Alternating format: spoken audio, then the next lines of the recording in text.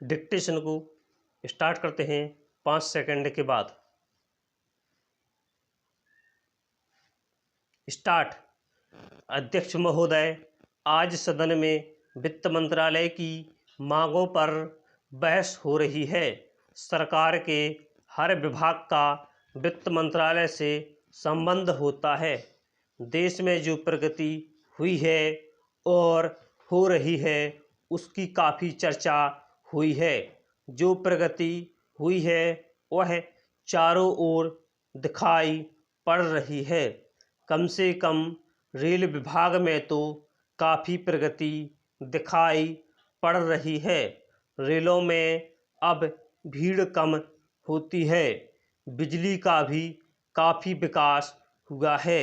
लेकिन गाँव की ओर जो हमारा दृष्टिकोण है उसको देखकर कुछ तकलीफ होती है।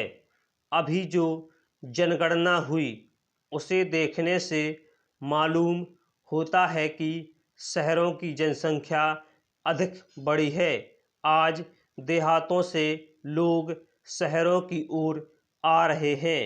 हमारे राष्ट्रपिता ने कहा था कि लोग गाँव में बसें, गाँव के जीवन को पवित्र करें। लेकिन स्वतंत्रता के 50 साल बीत जाने के बाद भी देहातों की तरफ ना जाकर लोग शहरों की तरफ आते जा रहे हैं।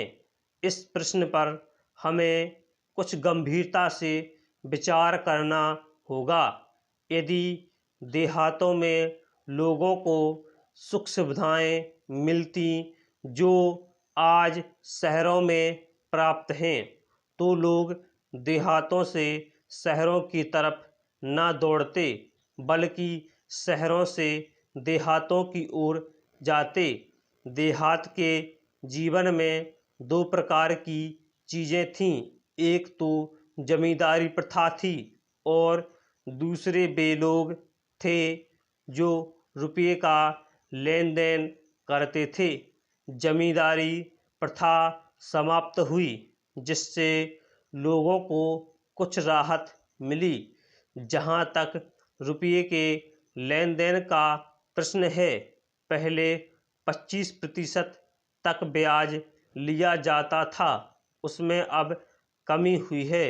लेकिन कहीं कहीं पर तो अभी भी उतना ही ब्याज लिया जाता है जिससे कर्ज लेने वाला उनके चंगुल से नहीं निकल पाता।